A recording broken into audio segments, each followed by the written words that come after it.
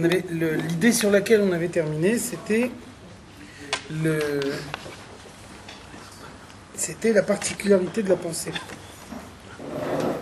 La parole et l'action, on peut arriver à les maîtriser, alors que la pensée, on ne la maîtrise pas.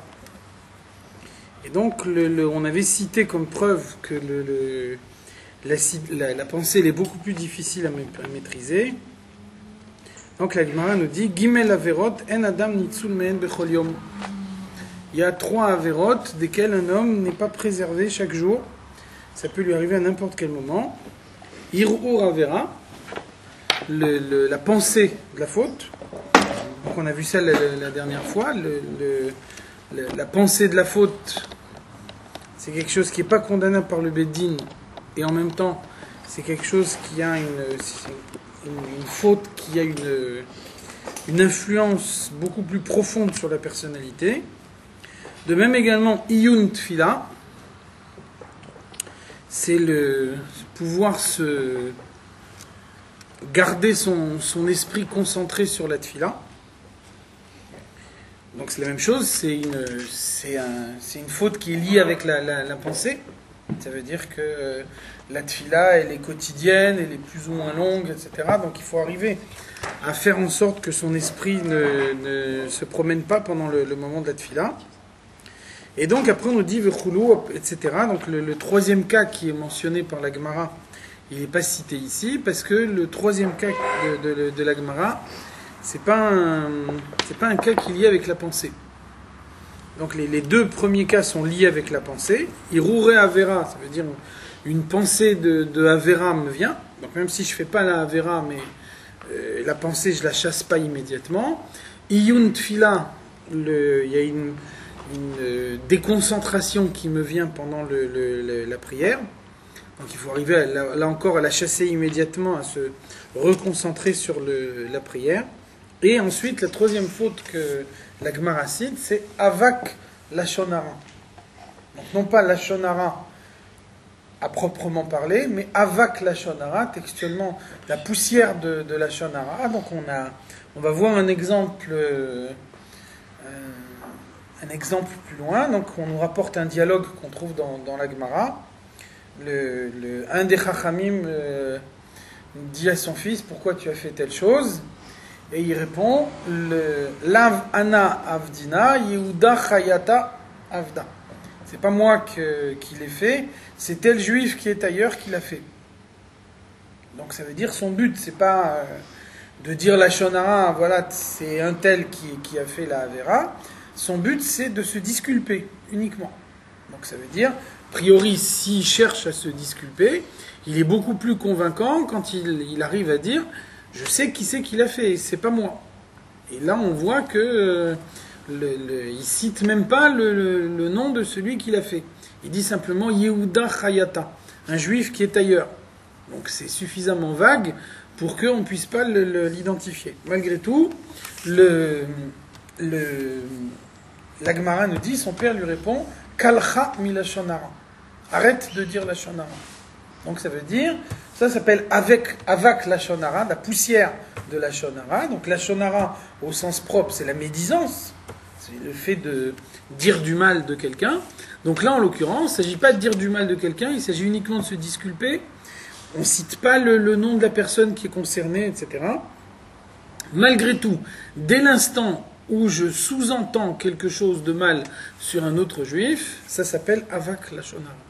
Et donc, ça c'est la troisième faute sur laquelle la Gemara nous dit c'est très difficile de se préserver de ce genre de faute, parce que souvent dans la discussion on n'a pas l'intention de dire du mal de quelqu'un, puis après la discussion elle s'écarte un peu de ce qu'on avait pensé au début, puis comme ça on est conduit à dire des choses qu'on n'avait pas l'intention de dire au début. Donc c'est difficile d'arriver à maîtriser sa parole constamment et d'éviter les bifurcations inutiles.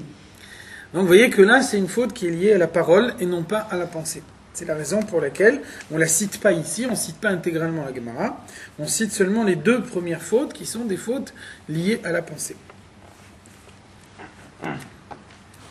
Ra'ak sheleze mo'il areshimo b'mochin. Et donc, quelle est la solution? Donc, malgré tout, qu'est-ce qui peut arranger les choses? Les émoïs, la réchim ou mochin. Là, on peut garder la trace dans son esprit, dans son intellect. Ve'irat Hashem ve'avato, la crainte et l'amour de Dieu, amsuteret qui sont cachés, bechalal asmoli, bechalal yemini, du côté droit du cœur. Donc normalement, ça devrait être suffisant, leid gaber, pour prendre le dessus, ve'lishlot alara azé, et pour se rendre maître de ce mal. Donc ça veut dire que on a parlé avant de la tfila. La tfila, elle vient renforcer le potentiel de crainte de Dieu, le potentiel d'amour de Dieu que chacun possède nécessairement en lui. Donc normalement, si on a ce potentiel qui est acquis pour chacun et que la tfila du matin permet de maintenir vivace, donc ça veut dire que tout au long de la journée, s'il y a une mauvaise pensée qui se présente, on devrait être capable, avec la trace qu'on conserve de la tfila du matin, tous les potentiels que ça peut ouvrir, de pouvoir se maîtriser et de rejeter la pensée immédiatement à l'extérieur. Donc c'est de cette façon-là qu'un homme peut se maîtriser. Se maîtriser, ça veut dire faire appel à des forces qu'on a en soi et arriver à les exprimer dans sa personnalité de façon à éviter le moment où la Avera, elle se présente. Donc le potentiel, chacun le possède, et puis ce potentiel, on le nourrit par son étude, on le nourrit par sa prière, et donc ça permet de le garder en soi et de pouvoir y faire appel au moment où on est en situation confronté au mal. De la même façon que notre étude, l'étude de la Torah, elle est plus normative que vraiment factuelle. Ça veut dire que la Torah nous enseigne des règles. Et donc, les règles que la Torah nous donne, elles nous permettent d'envisager également des situations que la Torah elle-même n'envisage pas. Pourquoi on est capable de dire qu'est-ce qu'il faut faire avec un réfrigérateur Shabbat, ou bien de quelle manière on doit gérer tous les problèmes qui sont posés par la technologie moderne, etc. C'est parce que on a des principes dans la Torah et que ces principes sont applicables à d'autres situations également que la Torah. C'est pour ça que la Gemara nous dit Divrei Torah ani'im bemakom echad ve'ashirim bemakom acher.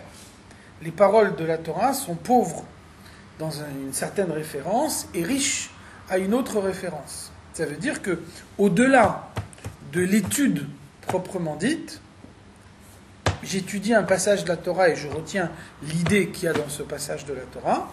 En dehors de ça, je dois être capable de tirer un principe général de cette étude. Et ensuite, une fois que j'ai tiré un principe général, je peux l'appliquer à une autre situation. Donc cette situation, je l'ai déjà étudiée au préalable et je suis déjà arrivé à une conclusion.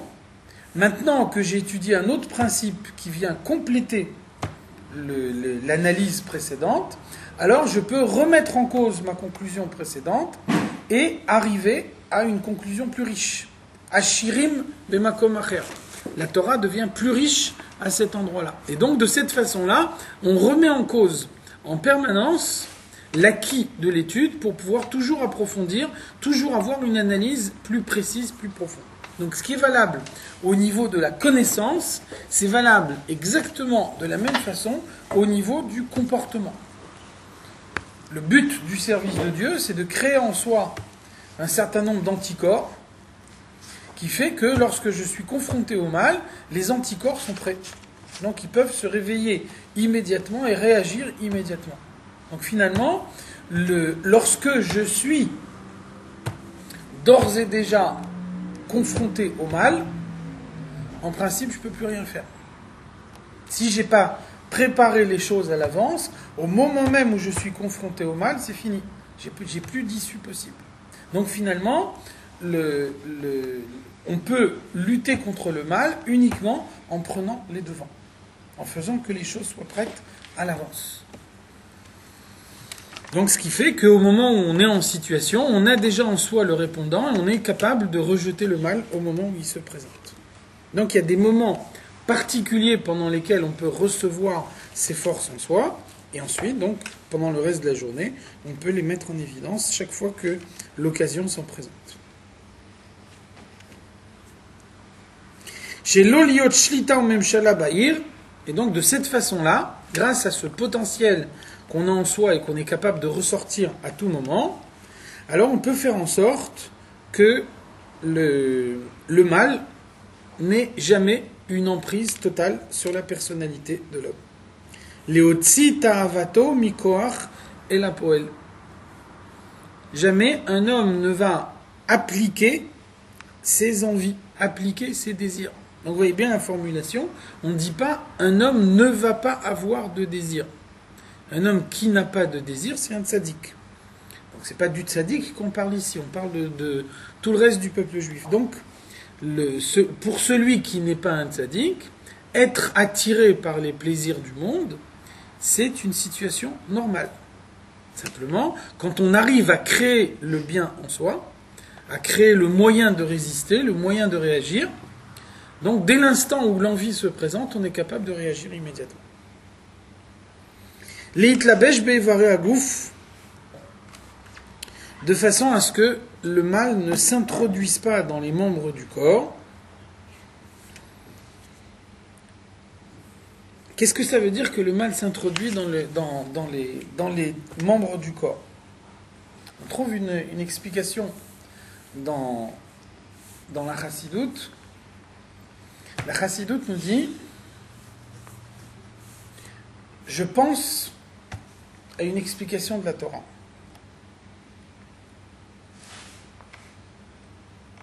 Je veux me rappeler de l'explication à laquelle je pense. Je prends un stylo et j'écris sur un papier. Qu'est-ce qui fait que les mots qui étaient au préalable dans mon cerveau, ils se trouvent maintenant dans le papier? Comment c'est possible, concrètement, qu'une idée qui était purement intellectuelle, une idée qui se trouvait dans mon cerveau, je suis arrivé à lui donner une existence concrète, de telle façon que maintenant ce sont des mots qui sont écrits noir sur blanc sur un papier. Donc la seule explication qu'on peut dire, c'est que les mots de mon cerveau sont passés dans mes doigts. Et c'est quand les mots de mon cerveau sont passés dans mes doigts que mes doigts ils savent manipuler un stylo. Et donc avec les mots qui se trouvaient dans mes doigts, mes doigts ils ont su faire les mouvements qu'il faut pour pouvoir inscrire les mots qu'il fallait sur le papier. Alors maintenant, si on essaye de comparer les mots qui se trouvent dans le cerveau et les mots qui se trouvent dans les doigts, c'est les mêmes mots. Sur le papier, on va retrouver les mots qu'on avait au préalable dans le cerveau. Il y a une différence fondamentale, c'est que le cerveau est conçu pour réfléchir à des mots, pas les doigts. Donc ça veut dire que lorsque les mots sont dans mon cerveau, je suis capable de construire un raisonnement à partir de ces mots. Lorsque les mots sont dans mes doigts, je ne suis plus capable de construire un raisonnement. C'est pour ça que les doigts ne peuvent pas modifier les mots par rapport à ce qui sont dans mon cerveau. Quand les doigts écrivent, les doigts ils vont écrire exactement ce qui se trouvait au préalable dans mon cerveau. Ils vont rien introduire de nouveau parce que les doigts ne sont pas un kéli pour un concept intellectuel. Ils ne sont pas capables d'intégrer en eux un concept intellectuel. Néanmoins, qu'est-ce que j'ai fait au moment où j'écris? J'ai fait en sorte que le doigt, qui n'est pas conçu pour avoir une activité intellectuelle, néanmoins, il a trouvé sa place dans la chaîne. Et donc, grâce à mes doigts, je suis arrivé à inscrire sur un papier les mots qui se trouvaient avant dans mon cerveau. Donc, vous voyez que finalement, l'idée intellectuelle qui se trouve dans le cerveau, elle peut ensuite passer dans n'importe quel monde du corps. Et donc, à partir de ce membre du corps, dès l'instant où elle est là, elle le protège. Et le protéger, ça ne veut pas dire nécessairement s'y trouver de façon consciente. Puisque les doigts ne sont pas conscients des mots de la Torah qu'ils ont en eux. Et pourtant, ils arrivent à les écrire sur un papier. Donc c'est ça ce qu'on appelle ici les antidotes. Je peux faire en sorte que ma perception intellectuelle, elle se trouve dans la totalité de mon corps. Je ne le sens pas. Quand est-ce que je le sens? Au moment où je subis une agression extérieure. Quand je subis une agression extérieure, alors à ce moment-là, la réaction est prête, donc elle peut venir immédiatement. C'est comme ça qu'on va comprendre, on va revenir après à cette idée-là, c'est le sens du serment qu'on fait faire à la Neshama lorsqu'elle se trouve là-haut. Donc c'est le tout début du Tanya, tout début du premier chapitre. Et là on rentre maintenant dans les éléments de réponse, les éléments d'explication. Donc la Neshama, avant de descendre en bas dans le monde, on la prépare. Et en particulier, on lui fait jurer Tehi tzadik ve'al tehi racha. Pendant le temps que tu es dans le monde, pendant le temps que tu te trouves dans un corps physique, alors sois un tzadik et ne sois pas un racha. Donc on verra plus loin le sens de la répétition, hein, que en vérité c'est pas juste une formule redondante, mais que ça correspond à deux choses différentes. Et donc là, dans un premier temps, la question qu'on peut se poser, c'est ce serment par lui-même, à quoi il sert? La Neshama, quand elle est là-haut, elle se trouve dans un état spirituel où la présence de Dieu est pour elle une évidence. Donc ça ne lui vient pas à l'idée de remettre en cause la volonté de Dieu. Donc finalement, à quoi ça sert de lui faire faire un serment à un moment où elle n'est pas confrontée au mal? Et donc elle n'a pas besoin de ce serment. Donc l'Admor HaZaken, l'auteur du Tanya, il explique par ailleurs, dans l'Écouté Torah, il nous donne une image pour essayer de répondre à cette question. Il nous dit, deux amis font une alliance entre eux en se disant on se disputera jamais. Et donc l'Admor HaZaken nous dit a priori c'est illogique. Si c'est des amis, ils n'ont aucune raison d'imaginer qu'un jour ils vont se disputer. Donc on peut imaginer que le jour où ils vont se disputer, là ils vont envisager de faire une alliance. Mais par contre, tant qu'ils sont bons amis, tant qu'ils n'ont pas de raison d'imaginer que demain ils vont se disputer, ils n'ont aucune raison de faire cette alliance. Donc la réponse, vous la voyez bien, c'est que le jour où ils se disputent, c'est trop tard. Donc finalement, on aboutit à la conclusion paradoxale que quand est-ce que l'alliance entre eux, elle est réellement valable? Au moment où on en a le moins besoin. Ça veut dire au moment où, entre deux, tout est au beau fixe. Donc là, l'alliance, elle est totalement inutile, et c'est uniquement dans la mesure où l'alliance, elle est introduite à ce moment-là, qu'elle peut marquer son utilité par la suite. Donc la même chose, quand la Neshama, elle est là-haut, pour elle, le service de Dieu est évident, c'est uniquement à ce moment-là que le serment peut avoir une valeur. Par contre, lorsque la Neshama est déjà en bas dans le monde, est déjà confrontée à la réalité du monde, au mal tel qu'il apparaît dans le monde, alors à ce moment-là, le serment, il n'a plus aucune utilité. Donc on le fait à l'avance. Et c'est exactement ce qu'on voit ici. La lutte contre le mal, c'est quelque chose qui se prépare à l'avance. Et donc on est préservé tout au long de la journée, uniquement dans la mesure où on arrive à réveiller en soi les forces au moment de l'étude, au moment de la tfila, de façon à ce qu'après, pendant le reste de la journée, on puisse faire appel à des choses qu'on a d'ores et déjà en soi à l'état latent. Par contre, si on ne les a pas, si on n'est pas arrivé à les créer au moment de la tfila ou au moment de l'étude, alors c'est fichu. On ne les aura pas par la suite. On n'y arrivera pas. Donc finalement, le service de Dieu, c'est arriver à conserver pour l'avenir quelque chose qu'on a eu dans le passé. Donc ça veut dire arriver à synthétiser une compréhension suffisamment pour en tirer une règle générale que je pourrais utiliser par la suite. C'est pour ça que Dans la Chassidoute, on nous dit, la compréhension véritable, on a vu, ça s'appelle Bina. Hein, le premier stade de la compréhension, ça s'appelle Chokhma. Chokhma, c'est encore intuitif, trop intuitif pour qu'on puisse dire qu'on a réellement compris. Donc la compréhension, à proprement parler, elle commence au stade de Bina. La définition que la Chassidoute, elle donne de Bina, c'est Lehavin Dava mitoch Dava. Comprendre une idée au sein d'une autre idée. C'est ça la compréhension véritable. La compréhension factuelle, la compréhension uniquement d'un certain événement, uniquement d'une idée précise, uniquement d'un certain point, sans essayer d'en faire un principe général, sans essayer de déborder du cadre de son application immédiate pour prendre du recul par rapport à cette idée-là, elle ne sert à rien. Elle ne sert à rien parce que elle me renseigne uniquement sur une situation précise, et finalement, il y a très peu de chances que je sois confronté précisément à cette situation-là. Les situations auxquelles je peux être confronté, elles sont très différentes les unes des autres, donc je dois avoir toute une série de règles générales, et c'est la collection de toutes ces règles générales qui me permettent à chaque fois de réagir de la façon qu'il faut, parce qu'à chaque fois, je vais arriver à déterminer quelle est la règle qui correspond le mieux à la situation à laquelle je suis confronté. Donc c'est ça, se protéger contre le mal.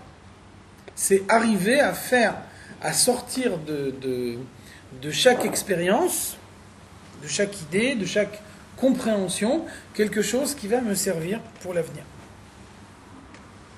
Autre exemple qu'on a déjà vu, mais vous le comprenez maintenant mieux avec ce qui est dit ici, on a vu que le Harizal nous dit Anizhar mimashiu chametz bepesach, quelqu'un qui mange même pas une miette de Pessah, de chametz à Pessah, muftach lo shelo yechta kol hashana. Il a la certitude qu'il ne commettra pas de faute pendant toute l'année. Donc le rabbi nous dit c'est très difficile à comprendre. Est-ce que ça veut dire que pendant toute l'année on lui retire son libre arbitre? Quelqu'un n'a pas mangé une miette de chametz pendant Pessah, à cause de ça il perd le libre arbitre pendant toute l'année qui vient. On a la certitude que pendant toute l'année il va pas faire une avéra. Vous voyez qu'il faut comprendre ici autrement. Donc c'est quoi l'explication? L'explication, c'est que quelqu'un qui fait une faute, béshogeg, sans le vouloir, il ne peut faire une faute béshogeg que dans la mesure où il a créé en lui un terrain propice à la faute. C'est la raison pour laquelle, à l'époque du Beth Amikdash, quelqu'un qui fait une faute par inadvertance, il doit apporter un sacrifice dans le Beth Amikdash. Donc s'il a vraiment agi par inadvertance, il ne voulait pas faire la faute, il n'a pas fait exprès. Finalement, pourquoi il apporte ce korban? Qu'est-ce qui vient racheter ce sacrifice? Alors que lui, il ne voulait pas faire la faute. Donc c'est ça l'explication, c'est que si la faute a été possible, c'est qu'un homme a créé en lui un terrain propice à la faute. Donc ça veut dire que par exemple, quelqu'un qui va manger du chametz à Pessah, même sans le vouloir, le fait de manger du chametz à Pessah, ça va installer le mal dans sa personnalité et le préparer à d'autres fautes qui vont venir par la suite. Ça veut dire que les autres fautes qui vont venir par la suite vont être la conséquence des premières fautes, et en même temps, elles vont introduire quelque chose de nouveau. Ça va être à la fois une faute supplémentaire. C'est valable dans le sens du mal, c'est valable aussi dans le sens du bien. Quelqu'un qui introduit en lui une précaution, un moyen de se préserver contre le mal, c'est ça qui le protège et qui fait que, confronté au mal, il va arriver plus facilement à se défendre. Vous voyez que dans la Torah,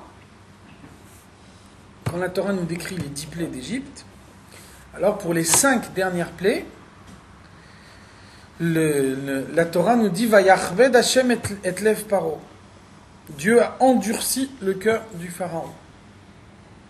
Dans les 5 premières plaies, on ne dit pas ça. Dans les 5 dernières plaies, on le dit systématiquement. Qu'est-ce que ça veut dire? Ça veut dire que s'il n'y avait pas une intervention de Dieu, le pharaon, il aurait craqué au bout de la 5e plaie. Donc finalement, pourquoi on le fait tenir 10 plaies si déjà au bout de 5 plaies il craque? C'est parce que les 5 premières plaies, il les a fait par sa propre volonté. Donc, de cette façon-là, il a installé le mal dans sa personnalité, il a installé le mal dans sa manière de gérer le problème des Bnei Israël qui demandent de quitter l'Égypte. Et donc, de cette façon-là, il y a une projection sur l'avenir de sa mauvaise décision qui fait que, puisque lui, il a décidé d'avoir une mauvaise décision dans 5 cas, on va le faire aller au-delà de ce qu'il a décidé et lui faire prendre cette mauvaise décision dans 10 cas. Donc c'est valable à plus forte raison dans le sens du bien. Quelqu'un qui étudie la Torah, quelqu'un qui fait la prière, et au moment de la prière, au moment de l'étude de la Torah, il essaye de rentrer une idée profondément en lui, alors ça va avoir une incidence non seulement sur le moment même de la prière, qu'au moment de la prière il va prier mieux, mais ça va avoir une incidence également sur après la prière.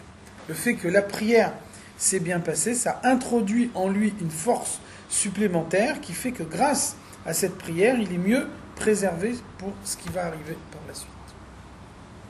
Autre exemple également, toujours de la même idée, vous savez que la Gemara nous parle de Arba nichnesu le pardes. Il y a 4 parmi les Chachamim qui sont arrivés au plus haut niveau de compréhension, de perception de Dieu que peut avoir un être créé. Donc ça s'est mal fini. Il y en a un qui est mort, il y en a un qui est devenu fou, et il y en a un qui est devenu un rachat, qui a tout rejeté. Et le 4e, c'était Rabbi Akiva. Donc ça marchait que dans un cas sur 4. Et donc qu'est-ce que la Gemara nous dit à propos de Rabbi Akiva? On dit Nichnas Beshalom Veyatsa Beshalom. Il est rentré dans le Pardès, il est rentré dans cette compréhension de Dieu Beshalom, et donc il en est ressorti Beshalom. Donc le fait que Yatsa Beshalom, ça on voit bien que les autres ils ont eu des problèmes alors que lui il n'a pas de problème. Par contre, qu'est-ce que ça veut dire Nichnas Beshalom? Depuis son entrée, depuis le début. Alors donc la Gemara elle fait un lien entre l'entrée et la sortie. Pourquoi est-ce que son étude de la Torah et le fait qu'il est arrivé au plus haut niveau de la compréhension qui est possible pour un homme, pourquoi chez lui ça a marché? C'est parce que d'emblée, il l'a conçu de la façon qu'il fallait. Nichnas Beshalom. Depuis le début, il a compris exactement comment il fallait étudier la Torah, comment il fallait la garder en soi, etc. Donc puisque il s'est préparé pour que ça se passe bien, alors par la suite, ça s'est effectivement bien passé. Les autres ne se sont pas préparés comme il fallait. Pour les 3 autres, pour aucun des 3 autres, on dit Nichnas Beshalom. Donc, puisque le Nichnas Beshalom a manqué, alors le Yatsa Beshalom a manqué également. Et vous voyez que on arrive ici à une conclusion très forte, c'est que l'issue d'un événement se situe sur tout ce qui précède cet événement. Lorsque vous entrez dans l'événement à proprement parler, tout est déjà décidé. La latitude au moment même de l'événement, elle est extrêmement limitée. Tout est déjà décidé avant. Et lorsque vous êtes vraiment confronté à la situation, alors à ce moment-là, tout est déjà joué. Et donc, c'est ce que la Gemara nous dit. La Gemara nous dit En adam chote ela imken nichnas bo ruach shtut. Un homme, il peut faire une avéra que dans la mesure où il est saisi par un esprit de folie. Il est fou, il est plus en possession de tous ses moyens. Donc il est plus capable de raisonner normalement, il est plus capable d'éprouver un sentiment normal. Et bien que quelqu'un qui est saisi par la folie ne peut plus rien faire. On ne peut plus rien attendre de lui, on ne peut plus rien lui demander. Il est plus en possession de tous ses moyens. Donc finalement, comment est-ce qu'on peut se protéger de la folie de la Avera avant que la Avera se présente? Si avant que la Avera se présente, on entre en soi toutes les forces nécessaires, alors à ce moment-là, au moment où la folie de la Avera se présente, on ne la laisse pas entrer en soi. Et là, on ne fait pas la Avera parce que la folie reste à l'extérieur. Un homme, il reste lui-même. Et là, il ne fait pas la faute. Donc c'est une idée très très forte. Ça veut dire qu'en général, quand vous êtes confronté à la situation elle-même, c'est qu'il n'y a plus rien à faire. Il n'y a plus rien à faire. Tout ce qu'on peut faire, ça doit être fait avant. Ça veut dire que le libre arbitre, on l'a que au premier choix qu'on fait dans sa vie. Ça veut dire que le libre arbitre, c'est un processus cumulatif. Donc le seul libre arbitre qu'on a, il est ponctuel dans la vie. Alors, pour être plus précis, les libres arbitres suivants sont pondérés par le premier libre arbitre. C'est pour ça qu'il y a un pasouk dans Michelet, Shlomo Amelech, il dit Teyasrecha ra'atra. Ton mal va te faire souffrir. Teyasrecha ra'atra. Qu'est-ce que ça veut dire ton mal va te faire souffrir? Ça veut dire, dans tes choix ultérieurs, ta marge de manœuvre va être diminuée par tes mauvais choix précédents. Donc tu souffres de ton propre mal. Ça veut dire que la réduction du libre arbitre, c'est la conséquence directe de l'action de l'homme.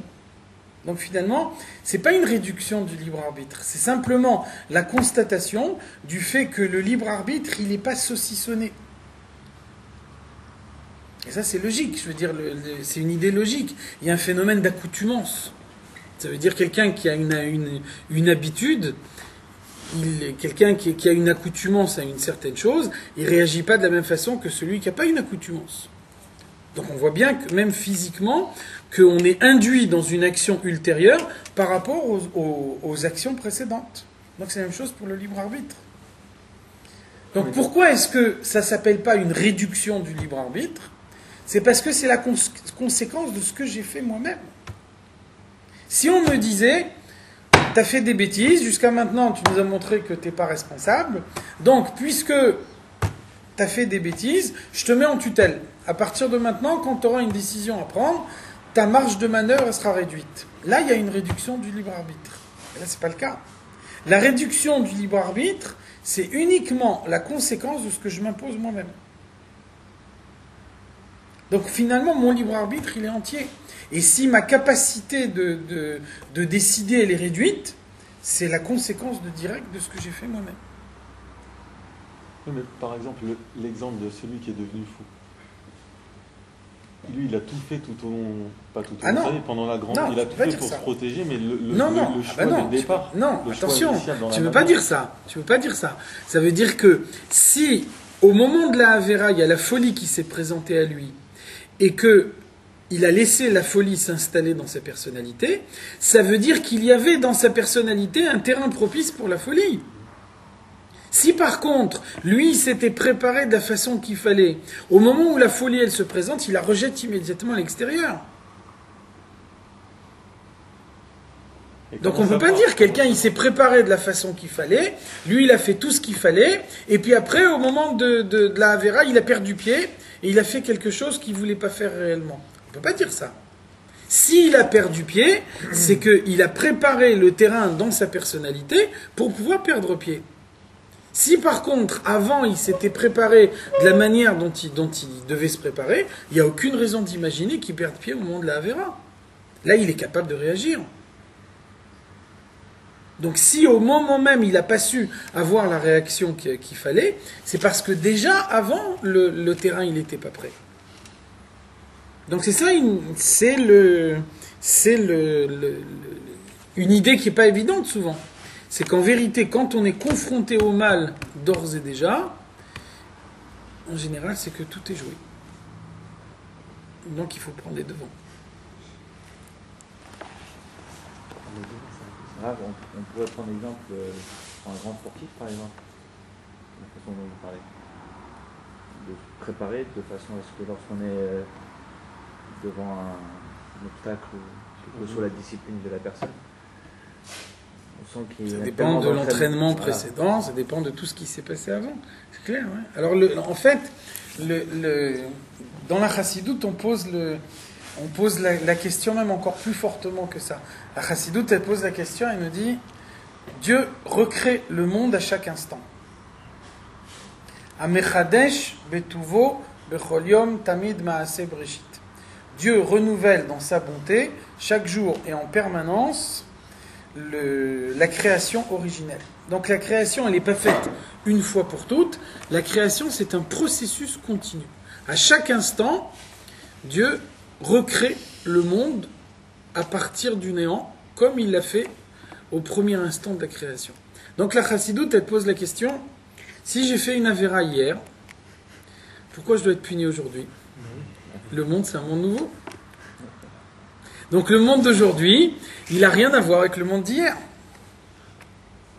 Donc si dans le monde que Dieu a créé hier, je méritais une punition, maintenant le monde est un monde nouveau, que Dieu vient de recréer à cet instant précis.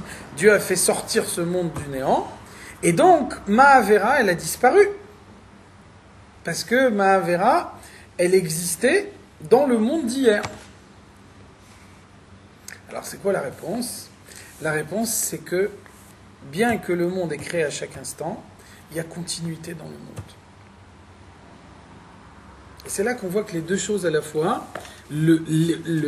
l'élément nouveau et la continuité du passé, ne sont pas contradictoires. Ça veut dire que d'un côté, Dieu crée le monde à partir du néant à chaque instant, et d'un autre côté, à chaque instant, Dieu recrée le monde dans l'état où il était à l'instant précédent.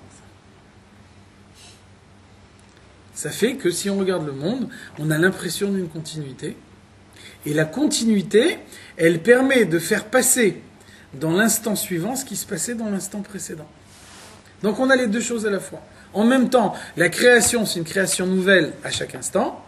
Et en même temps, cette création nouvelle de chaque instant, elle est aussi la continuité de ce qui se passait au préalable. Et les deux choses ne sont pas contradictoires. La preuve, c'est qu'on grandit, on vieillit. Que les jours, ils ont un impact sur le lendemain, c'est qu'on grandit, on vieillit, ça Bien sûr. Le corps physique. Il y a continuité dans tout, il y a aussi continuité dans la vieillesse. Sinon, on resterait jeune homme tout le temps.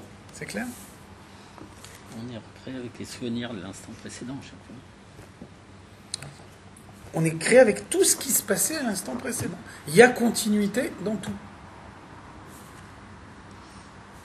Ça veut dire que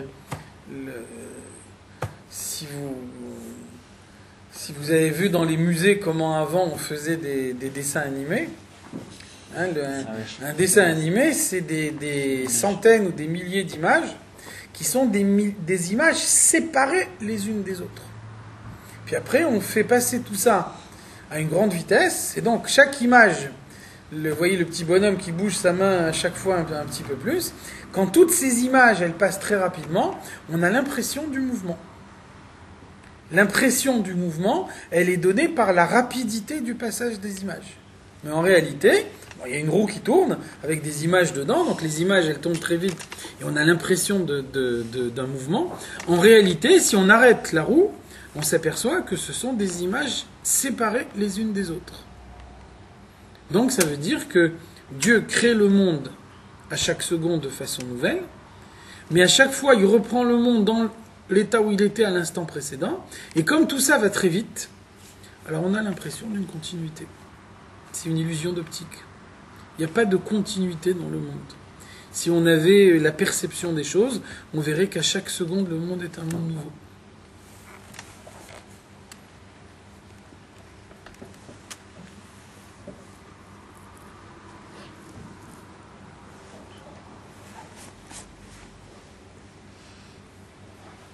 La filou bemoach levado. Même s'il s'agit uniquement d'une perception intellectuelle, complètement déconnectée de la réalité, sans qu'il y ait un sentiment, sans qu'il y ait une action concrète. Les harer bera, et une pensée de mal qui se présente, et puis on n'arrive pas à lutter contre cette pensée. En lo shlita, ou même shala. Donc on peut arriver à faire en sorte que cette pensée ne s'impose pas du tout, qu'elle soit immédiatement rejetée au moment où elle se présente. Les harer chas veshalom birtsono shebe mucho. De façon à ce que la pensée soit dans la réflexion de l'homme à la suite d'une décision de sa part. Donc c'est là que la Avera commence. Une mauvaise pensée se présente à moi.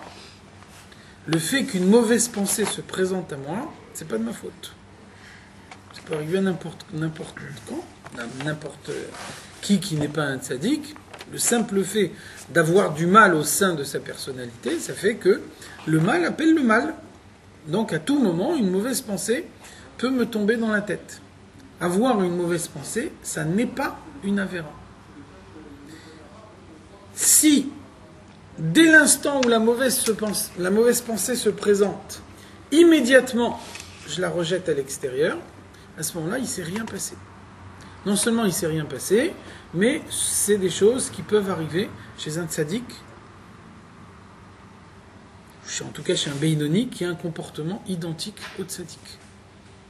Donc la mauvaise pensée se présente, elle est immédiatement refoulée à l'extérieur, donc elle n'a pas du tout le temps de s'installer dans la personnalité. On ne peut pas dire qu'il s'est passé quelque chose de mal.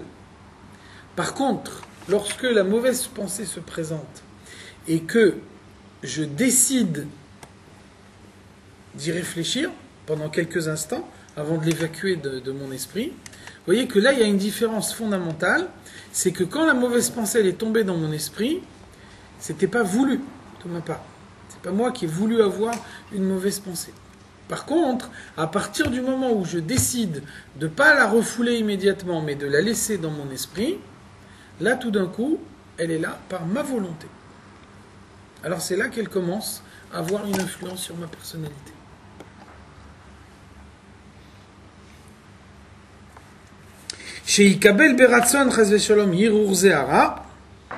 Donc il ne faut pas qu'un homme puisse accepter de son plein gré, même pour quelques instants, cette mauvaise pensée, ha'olé me'elav me'alev lamoach, qui se présente d'elle-même, qui s'élève d'elle-même du cœur vers le cerveau.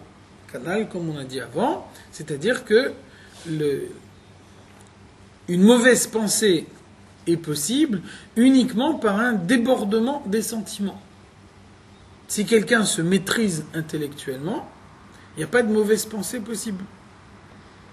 Ça veut dire que dès l'instant où elle se présente, elle sera immédiatement évacuée. Par contre, la mauvaise pensée qui vient du cœur, ça c'est possible. On a dit avant, dans le cœur, il y a deux parties. Il y a une partie gauche et une partie droite. Donc une partie qui est liée au bien, une partie qui est liée au mal. La partie du cœur qui est à gauche, qui est liée au mal, elle peut très bien suggérer une mauvaise pensée à l'homme. Donc la mauvaise pensée remonte de la partie gauche du cœur vers le cerveau. Ça c'est une avéra. Parce que c'est le cœur qui transmet ce que c'est une avéra. Ça devient une avéra. Ça devient une avéra à partir du moment où j'y pense de façon volontaire. Dans les deux cas, que ce soit par la pensée ou par le cœur qui... Ça vient toujours du cœur. La mauvaise pensée, elle vient du cœur. Toujours. Le Pirkei Avot nous dit « Aïn roa ve'alev chomed ». Je vois quelque chose avec mes yeux, le cœur il a envie. Donc quand le cœur il a envie, l'idée remonte dans l'esprit. Tiens, ça c'est pas mal. Lui il a ça, pourquoi moi j'ai pas... Et si lui il a comme ça, peut-être que moi je dois avoir comme ça. Donc l'œil voit, ça veut dire qu'il y a un stimulus extérieur, il y a un message qui vient de l'extérieur, comme j'ai du mal en moi. Donc le cœur, il est sensible à ce message qui vient de l'extérieur, et donc le cœur, il prend ce message qu'il a capté à l'extérieur, et il le fait monter vers le cerveau. Ça, c'est le processus normal. C'est comme ça que ça se passe. Et tout ça, encore une fois, ça n'est pas une avéra. Ça, c'est le fonctionnement normal de la personnalité, parce que chacun a du mal en lui, y compris le Beinoni. Et donc, le fait que j'ai du mal en moi, ça fait que je suis sensible au mal. Donc, si je passe devant quelque chose de mal, je le vois. Donc, une fois que je vois le mal, eh ben, ça réveille quelque chose en moi. Donc, tout ça, encore une fois, ça n'est pas une avéra. À partir de quand la avéra, elle commence? À partir du moment où je décide de ne pas évacuer immédiatement cette idée-là de mon esprit. C'est-à-dire qu'il faut tout faire pour ne pas avoir de cœur, avoir que la tête. On a besoin du cœur. Non seulement on a besoin du cœur, mais le cœur, c'est l'aboutissement de la tête. Quand est-ce qu'on a réellement compris? Quand ce qu'on a compris, ça donne naissance à un sentiment. C'est là qu'on est sûr que la compréhension est une compréhension véritable. Par contre, quand ça démarre dans le cœur, c'est nécessairement négatif. C'est pour ça que dans la Torah, on nous dit, c'est pas ce que dit la médecine, mais sans doute un jour elle le découvrira, la Torah nous dit que les réflexes n'existent pas. Il n'y a pas de réflexe. Ça veut dire que la personnalité de l'homme, elle est faite de telle façon que dans tout ce qui se passe, il y a nécessairement intervention du cerveau. Donc un réflexe, un mouvement qui se fait sans l'intervention du cerveau, la Torah nous dit que ce n'est pas possible. Il peut y avoir plusieurs degrés de conscience dans l'intervention du cerveau. Par contre, un mouvement qui se fait sans aucune intervention du cerveau, c'est pas possible. Pourquoi ? Parce que la personnalité de l'homme, elle est faite de telle façon que l'initiative doit toujours venir du cerveau. Et c'est uniquement dans la mesure où l'initiative vient du cerveau que le sentiment qui en résulte par la suite, c'est un sentiment positif. S'il n'y a pas d'initiative du cerveau, si ça démarre dans le cœur, ça sera nécessairement négatif. Même si ça conduit à faire quelque chose de bien. Ce qu'on a appris avec la moelle épinière, c'est pas vrai alors avec le...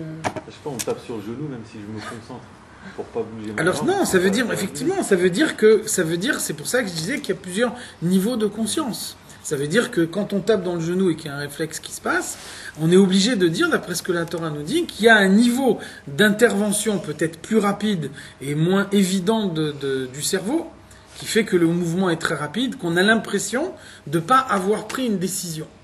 On a l'impression que le mouvement s'est fait de lui-même. Donc la Torah nous dit, c'est impossible d'imaginer que le cerveau n'intervient pas du tout. Le cerveau, il intervient, mais sans doute sous une forme plus fine et plus rapide. Mais on ne peut pas imaginer qu'il y ait un mouvement qui se fasse dans le corps sans intervention du cerveau. Pourquoi ? Justement pour nous montrer que tout démarre dans la réflexion, tout démarre dans la compréhension. Et à partir du moment où il n'y a pas eu une phase intellectuelle préalable, nécessairement ce qui arrive par la suite, c'est quelque chose de négatif. Il y a des gens qui sont malades, qui ne maîtrisent pas leurs mouvements, des choses comme ça. Ils n'ont plus la maîtrise de leurs mouvements. Donc tu vois bien, tu dis toi-même, c'est un malade dans ce cas-là. Oui. Oui. Ils font des mouvements qui donc ça veut dire que Parkinson ou d'autres. Tu dis bien, c'est une maladie, c'est un dysfonctionnement du corps. C'est pas le fonctionnement normal du corps. Justement, c'est la conséquence de l'atteinte de la maladie sur le corps. Là, on parle du fonctionnement normal du corps. Et là, donc, qu'est-ce qu'il faut arriver à faire ? Miyad be'aliato lesham. Dès l'instant où la pensée qui se trouvait dans le cœur, elle monte jusqu'au cerveau, alors immédiatement, doreu bishte yadaim, on arrive à la repousser des deux mains, uma siach da'ato miyad sheniskar, et on arrive à la repousser, à la rejeter à l'extérieur, immédiatement, dès l'instant où on prend conscience, sheu hirur ra, qu'on arrive à l'identifier en tant que mauvaise pensée. Dès l'instant où la mauvaise pensée est identifiée en tant que mauvaise pensée, elle est immédiatement rejetée à l'extérieur. Donc c'est une idée très forte, hein, parce que ça veut dire, des fois on se dit, voilà, j'ai une mauvaise pensée, c'est que je suis encore très loin du service de Dieu. Donc c'est ça, l'idée, elle est très forte. La mauvaise pensée par elle-même n'est pas une faute. Non seulement elle n'est pas une faute, mais c'est la manifestation normale de la présence du mal dans le corps d'un homme. Donc par elle-même, elle n'est pas une faute, par elle-même, elle n'est pas négative. Elle commence à devenir négative à partir du moment où on la laisse s'installer. Si on ne la laisse pas s'installer, si on arrive au niveau de maîtrise de soi qui fait que dès l'instant où une mauvaise pensée me vient à l'esprit, j'arrive immédiatement à la rejeter à l'extérieur, alors dans ce cas-là, même si j'ai une mauvaise pensée toutes les 15 secondes, ça ne s'appelle pas faire une faute.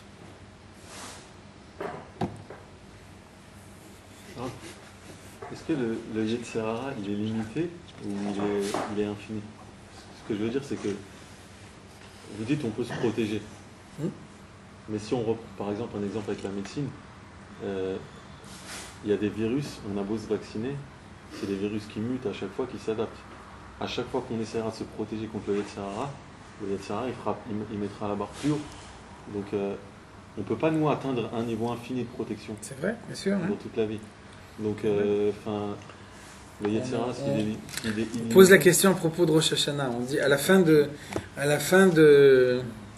Rosh Hashanah, on ressonne encore une fois toutes les sonneries du shofar. Et c'est écrit dans le Marzor, c'est pour tromper le Satan. Il ne sait plus si on est encore au milieu de la tefila ou à la fin de la tefila. Donc on pose la question. Depuis le nombre de Rosh Hashanah qui sont passés, le Satan il n'a pas encore compris l'histoire, il ne sait pas comment. Alors, effectivement, c'est sûr qu'il y a le fait qu'avec le temps qui passe, c'est pour ça qu'il y a une lutte. Ça veut dire qu'au fur et à mesure que le Yetzer Hara il devient plus efficace, il faut que l'homme il devienne plus efficace. Donc ça marche dans les deux sens.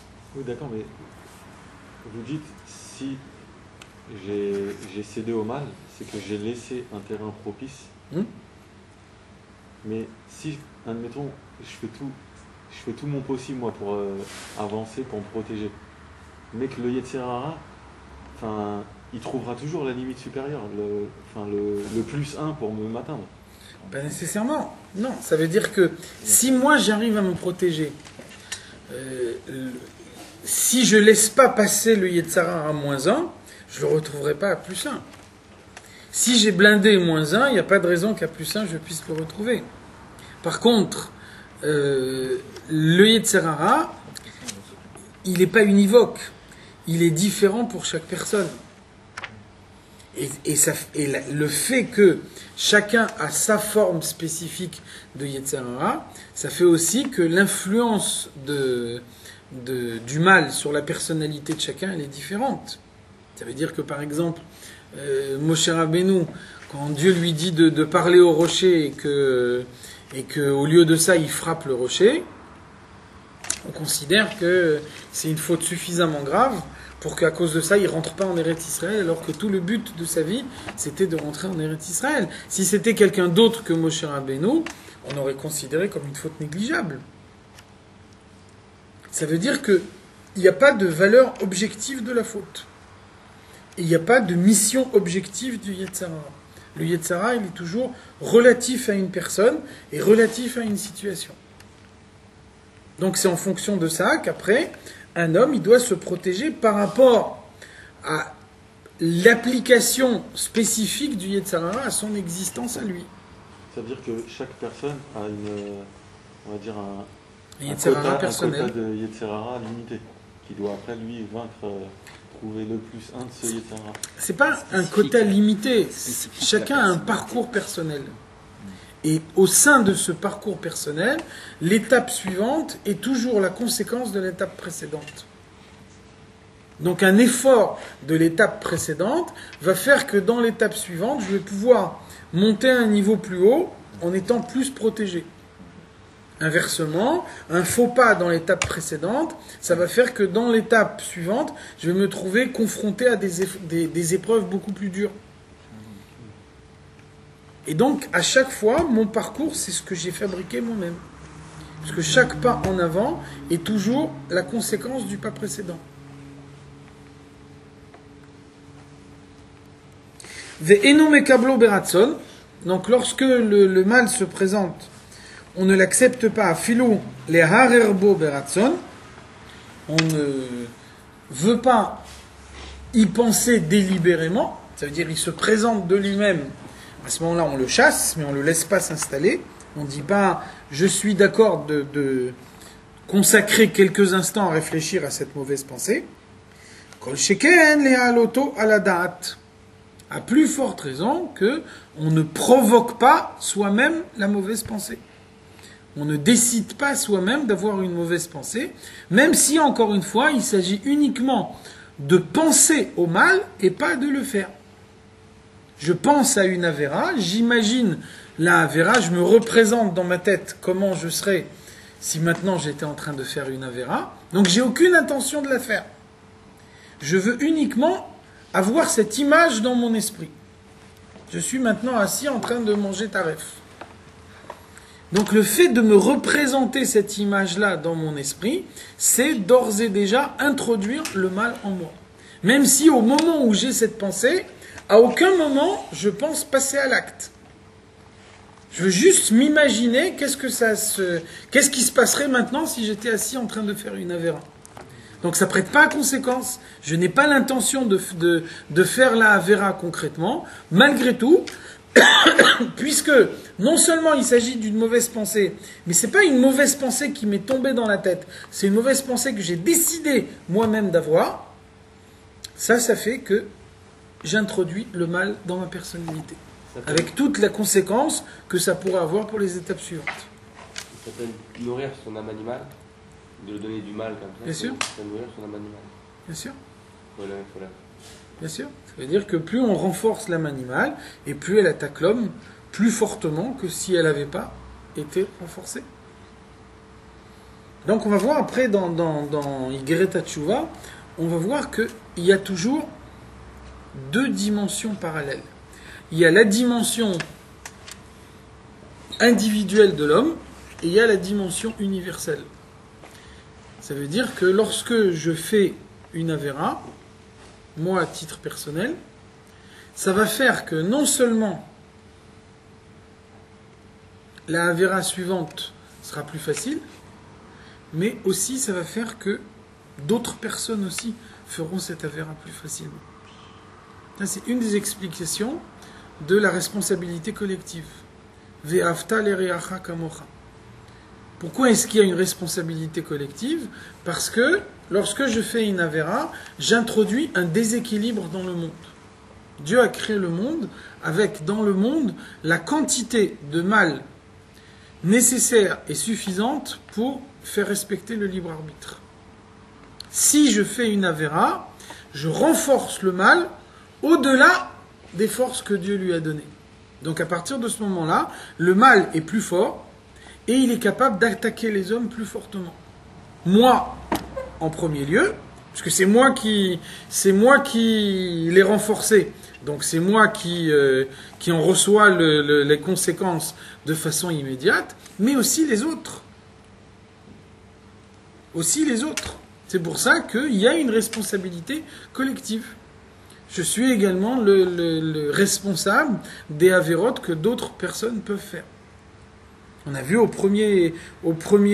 le premier chapitre du Tanya, on a vu, on citait l'Agmara, quelqu'un qui voit un autre faire une avéra et qui sait qu'il a une latitude, il sait qu'il pourrait intervenir, essayer de lui expliquer et qu'il ne le fait pas, il est appelé Racha. Racha, ça veut dire quelqu'un qui fait le mal.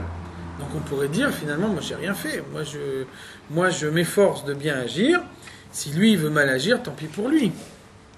Donc il y a ce principe de responsabilité collective qui fait que je subis moi-même la conséquence de la avéra de l'autre. Ça c'est dans le cas où il sait qu'il peut agir mais qu'il ne le fait pas.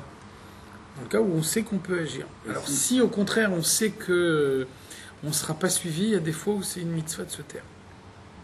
Là, c'est très. S'il pense qu'il peut rien faire, mais qu'en vérité, alors c'est pour ça que je dis c'est très difficile. Il faut savoir exactement. Il y a un principe. On dit si on peut empêcher l'autre de faire une avéra et qu'on ne le fait pas, on est un rachat. Inversement, si je demande à quelqu'un de ne pas faire une avéra et que je sais qu'il ne va pas m'écouter, ça veut dire que Avant, il était shogeg, il n'était pas entièrement conscient de ce qu'il faisait. Maintenant, je lui explique la gravité de la faute 10 secondes avant qu'il la commette. Il ne m'écoute pas. Et il fait quand même la Avera, après avoir été mis en garde 10 secondes avant, donc on ne peut pas dire qu'il a oublié tout ce que je lui dis. Dans ce cas-là, la gravité de la Avera qu'il fait est beaucoup plus forte. Là, il est plus shogeg, il devient méside dans ce cas-là. Donc là, encore une fois, il y a quelque chose qui est très difficile. Là, c'est à moi de déterminer quand est-ce que je dois intervenir et quand est-ce que je ne dois pas intervenir. La frontière entre les deux, elle est fine.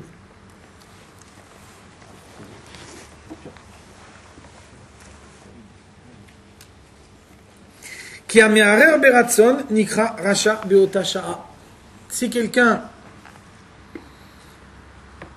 décide délibérément de conserver même quelques instants la mauvaise pensée dans son esprit, alors pendant tout le temps que cette mauvaise pensée se trouve en lui, il est appelé un rachat. Or, à Beinoni eno racha afilu sha'achat leolam. Le Beinoni, donc on a dit avant, le Beinoni c'est le stade du service de Dieu vers lequel chacun doit tendre. Le Beinoni, il n'est pas rachat même un seul instant. Donc encore une fois, le Beinoni peut avoir des mauvaises pensées comme tout le monde, seulement le Beinoni, il a fabriqué en lui suffisamment d'anticorps pour qu'au moment où la mauvaise pensée se présente, il arrive à l'expulser immédiatement. Vechen bedvarim chez Ben Adam lechavero. Conclusion de ce chapitre, on a parlé ici de mauvaise pensée, donc une mauvaise pensée, c'est Ben Adam la makom. C'est dans les relations de l'homme avec Dieu, c'est dans son service de Dieu. Donc dans mon service de Dieu, j'ai une mauvaise pensée qui me vient, faire une avéra, ne pas faire la mitzvah, ne pas l'accomplir aussi bien que ce que j'aurais voulu faire. Donc ce qui est valable, Ben Adam la Chavero, c'est valable exactement de façon identique, Ben Adam la Makom, Ben Adam la Chavero, dans les relations avec une autre personne. J'ai pas le droit d'avoir un mauvais sentiment sur une autre personne. Et donc, encore une fois, même chose, même raisonnement. On peut très bien avoir des mauvais sentiments sur d'autres personnes. Quelqu'un qui a un Beinoni, quelqu'un qui a du mal en lui, il n'est pas à l'abri d'un sentiment de jalousie. Pourquoi chez lui ça marche et chez moi ça marche pas? Pourquoi lui il a ça et moi j'ai pas ça? On n'est pas à l'abri de ce genre de sentiment. C'est un sentiment que chacun peut avoir. Donc, de la même façon que ce qu'on a dit pour la mauvaise pensée du service de Dieu, le Beinoni, c'est quelqu'un que lorsqu'une pensée comme ça lui vient, il arrive à l'expulser immédiatement. Donc, encore une fois, ça ne veut pas dire qu'on n'aura jamais ce genre de pensée, on n'est pas à l'abri, mais le Beinoni, c'est celui qui sait rejeter la pensée immédiatement dès qu'elle se présente. Donc, Vechem bedvarim chez Ben Adam lechavero. Tout ce qu'on a vu maintenant, c'est Ben Adam la Makom, c'est dans la relation de l'homme avec Dieu, dans le service de Dieu. Donc, on a vu de quelle façon on pouvait rejeter les mauvaises pensées. Donc, c'est valable exactement de la même façon dans la relation avec une autre personne. Miyad chez Olelo me'alev la moach. Si j'ai une mauvaise pensée qui monte du cœur vers le cerveau, donc comme on disait tout à l'heure, Ayin roa ve'alev chomed. Je vois l'autre qui a acheté le dernier modèle de je sais pas quoi, et donc finalement je dis tiens, pourquoi moi j'aurais pas comme lui? Donc l'œil il voit, et le cœur il a envie, et l'envie du cœur elle remonte vers le cerveau. Et Izetina, Vesina chas v'shalom. Et à ce moment-là, ce sentiment qui remonte du cœur vers le cerveau, il va essayer de suggérer une haine, une jalousie. Et Izekina, la jalousie, Kaas, de la colère, Kpeida, de la rancune, mais Domehen, tous ces sentiments, tous les sentiments négatifs qu'on peut avoir envers une autre personne, alors, Eno Mekablan Klal Bemucho. Le Beinoni, c'est celui qui, lorsqu'il ressent tous ces sentiments-là, il ne les accepte pas du tout. Dès l'instant où une pensée comme ça lui vient à l'esprit, il arrive à la rejeter immédiatement. Ou birtsono, à aucun moment on pourra dire que cette mauvaise pensée qu'il a eue sur tel autre juif, il a eu de son plein gré. À n'importe quel moment, il peut avoir un sentiment de jalousie, il peut se mettre en colère sur un comportement qui ne lui plaît pas, etc. Mais quand il sent la colère monter, alors immédiatement il est capable de la mettre de côté et de ne pas se mettre en colère, effectivement. Et Adraba, bien au contraire, un Moar Shalit, c'est toujours le cerveau qui dirige sa personnalité, ou Moshel Beruach chez Belibo, il arrive à maîtriser ses sentiments, la Asot Aheper Mamash. Et donc, un des moyens d'être sûr de se maîtriser, c'est souvent de faire le contraire. C'est-à-dire, lorsque quelqu'un m'énerve, un des moyens d'être sûr que je ne me laisse pas avoir par mon énervement, c'est d'essayer d'aller au-delà de la mesure de la gentillesse que je peux avoir envers lui. Ça veut dire que je lutte contre moi-même, et donc pour être sûr de lutter, je vais au-delà de ce que j'aurais fait pour quelqu'un envers lequel je n'ai pas des sentiments aussi négatifs. Ça peut être un moyen de lutter pour être sûr que la mauvaise pensée ne s'installe pas en moi. C'est-à-dire, l'itnag im chavero, bemidat chesed vechiba, yetera modaat lo, va essayer de faire du bien à l'autre, on va lui montrer une affection particulière, lisbol mimenu ad ketse acharon, de façon à supporter de sa part des choses que normalement on n'aurait pas supportées, velo lichos chas shalom, sans se mettre en colère. Ça veut dire que si par exemple on nous dit, la Gemara nous dit, kol hakoes keilu oved avoda zara. C'est quelqu'un qui se met en colère, il est comparable à quelqu'un qui idolâtre. Donc finalement, ça paraît osé comme comparaison. Personne n'est à l'abri de la colère, donc comment est-ce qu'on peut assimiler la colère à l'idolâtrie? Donc finalement, c'est quoi l'idolâtrie? L'idolâtrie, c'est croire qu'il existe d'autres forces que Dieu. C'est l'idolâtrie. L'idolâtrie, le Rambam il nous dit,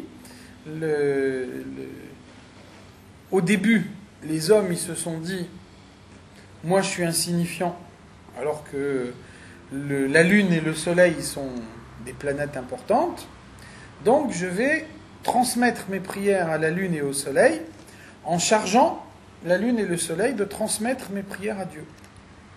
Et donc comme moi je suis insignifiant, quand moi je prie, sans doute Dieu ne fait pas attention à ma prière, alors que par contre la Lune et le Soleil c'est des planètes imposantes, donc sûrement Dieu il va recevoir beaucoup mieux ma prière quand elle est présentée par la Lune ou par le Soleil.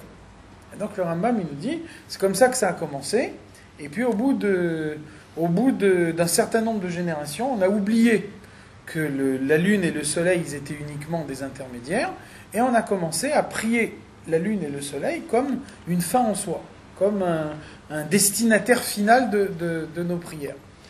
Donc finalement, d'après cette définition-là, l'idolâtrie c'est quoi? C'est reconnaître l'existence d'une autre autorité que celle de Dieu dans le monde. Si je me mets en colère contre quelqu'un me dit quelque chose qui ne me plaît pas. Donc je me mets en colère, je commence à crier. De quel droit tu me dis une chose pareille? Finalement, qu'est-ce que ça veut dire? Ça veut dire tout ce qui se passe dans le monde n'est pas la volonté de Dieu. S'il m'a dit cette chose pour me vexer, c'est parce que lui, il a décidé de me vexer, indépendamment de la volonté de Dieu. Donc Dieu ne maîtrise pas tout ce qui se passe dans le monde, et indépendamment de la volonté de Dieu, que Dieu le veuille ou pas, si quelqu'un a envie de me vexer, il me dit une phrase pour me vexer. Vous voyez que le cheminement de la pensée, c'est exactement le cheminement de la Avodah Zarah.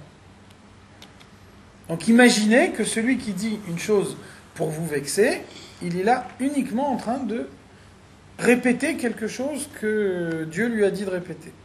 Ça veut dire que le fait que lui, il décide de vexer quelqu'un, sur ça, il aura des comptes à rendre à Dieu. Mais ça, c'est une affaire entre lui et Dieu, qui à la limite ne me regarde pas à moi. Donc il me vexe à moi. Ça veut dire que peut-être que de cette façon-là, Dieu veut me retirer des avérotes à moi. Donc ça veut dire que la partie de ce qui se passe entre lui et Dieu, ça regarde que lui et Dieu. Moi, qu'est-ce qui me concerne à moi? C'est que finalement, ce qu'il a dit ne me touche pas réellement. Si ça ne me touche pas réellement, j'ai pas de raison de lui en vouloir outre mesure. Donc ça veut dire, si je raisonne de cette façon-là, encore une fois, après ce qu'on a dit avant, je ne peux pas raisonner de cette façon-là quand je suis à chaud. C'est normal que si on est à chaud, on a envie de réagir à chaud. Si on raisonne de cette façon-là, avant que la situation se présente, parce que j'ai implanté cette idée en moi, je suis capable, au moment où quelqu'un me dit quelque chose pour m'énerver, de pouvoir garder mon calme. Parce que j'ai réfléchi déjà à l'avance en me disant de quelle manière je dois accepter les choses quand quelqu'un cherche à me faire perdre mon calme. Donc vous voyez que finalement, il y a un parallélisme absolu entre la mauvaise pensée du service de Dieu et la mauvaise pensée sur une autre personne. Pourtant, la colère, c'est un sentiment comme l'amour. Oui, mais on préfère l'amour que la colère. La haine, c'est le contraire de l'amour. La haine, c'est de l'amour négatif. La colère, c'est une explosion immédiate. La colère, c'est pas un sentiment à proprement parler. Ça veut dire la colère, c'est une manifestation de mécontentement qui peut être expliquée par 18 choses différentes. Mais ça veut dire que la colère, c'est une marque d'orgueil. À partir du moment où je me mets en colère, c'est que j'estime que cette chose me revient de droit. Et donc, si on me prive de quelque chose que j'estime me revenir de droit, je me mets en colère. Et ça ne marche pas pour l'amour de quelque chose qu'on n'arrive pas à avoir, par exemple? Je pense que c'est un sentiment qui... Alors, encore une fois, tout dépend de la situation. Des fois, ça peut être quelque chose de positif. Si, par exemple, l'amour, c'est l'amour de Dieu, ça veut dire que tout ce que j'ai fait jusqu'à maintenant, j'estime que je ne suis pas arrivé au niveau d'amour de Dieu auquel j'aurais pu prétendre. Peut-être que dans ce cas-là, l'insatisfaction, elle va devenir un moyen d'en faire plus. Pour ça, on nous dit, par exemple, dans le domaine spirituel, c'est bien de regarder les autres en disant, voilà, les autres, ils ont fait plus que moi, peut-être que moi, je devrais faire plus. Par contre, dans les domaines matériels, la grande richesse, c'est Sameach Bechelko, quelqu'un qui est content de ce qu'il a. Donc tout dépend du contexte. Et pour le matériel, si on me vole quelque chose qui m'appartient, j'ai le droit de me mettre en colère. Je vois quelque chose qui m'appartient. Si on me vole un bien qui m'appartient. C'est sûr, Alors, sauf si, par exemple, tu te dis que ça vient de Dieu et que le fait d'avoir été volé, ça peut avoir une conséquence positive. Ça doit en avoir, non? Ouais. Ça doit en avoir. Des fois, on ne le voit pas, mais Il y a une possibilité que ce qui arrive, c'est pas bien. Si c'est non, ce qui arrive, c'est nécessairement bien. Si on Ce qu'il y a, vole c'est que je peux m'énerver parce que moi, je comprends pas que c'est bien. Il y a une belle histoire qu'on raconte. Shlomo Amelech, il a dévoilé la Kabbalah du langage des oiseaux. Dans la Kabbalah, on nous dit que les oiseaux, ils sont capables de prédire l'avenir. Et donc, Shlomo Amelech, il a déterminé le langage des oiseaux qui permet de prédire l'avenir. Et donc, une fois, quelqu'un qui a dit à un des chachamim de la Kabbalah, il m'a dit, je veux que tu m'apprennes le langage des oiseaux. Il a dit, tu sais, il y a des fois où c'est bien de ne pas savoir. Et donc, il a beaucoup, beaucoup insisté. Finalement, l'autre, il lui a appris le langage des oiseaux. Et puis un jour, il marche dans la rue, il entend deux oiseaux qui parlent. Il y en a un qui dit à l'autre, tu vois cet homme, ce soir il va y avoir il va y avoir un voleur dans sa maison. Donc il est tout content, il fait demi-tour, il rentre chez lui, il attend le voleur de pied ferme, il le chasse, puis il est tout content. Voilà, si je n'avais pas appris le langage des oiseaux, j'aurais été cambriolé. C'est grâce au langage des oiseaux que j'ai pas été cambriolé. Donc, il était tout content.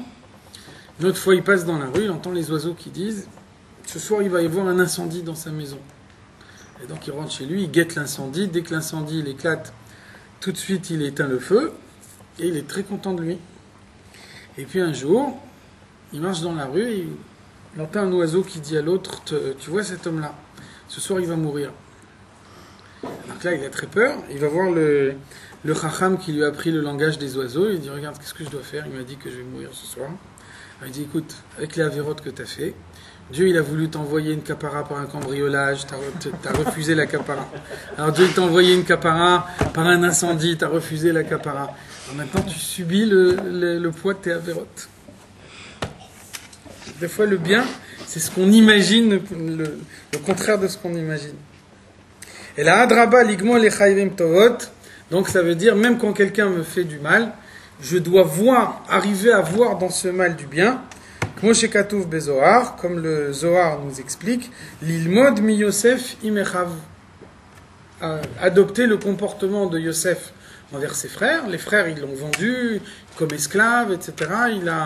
Ils lui ont fait du mal, et finalement, la réaction de Yosef, c'était les michya shlachani alechem. Non seulement vous m'avez pas fait du mal, mais vous m'avez fait du bien, parce que maintenant on est dans une période de famine, et si moi j'étais pas vice-roi de l'Égypte, j'aurais pas été capable de vous donner à manger à tous. Donc vous avez cru me faire du mal, en vérité vous m'avez fait du bien, parce que vous m'avez envoyé en Égypte, et grâce à ça, je suis au moment où il faut, là où il faut, pour pouvoir donner à manger à toute la famille, sinon c'est toute la famille qui serait morte de faim. Donc il faut savoir voir le bien même dans le mal, et inversement.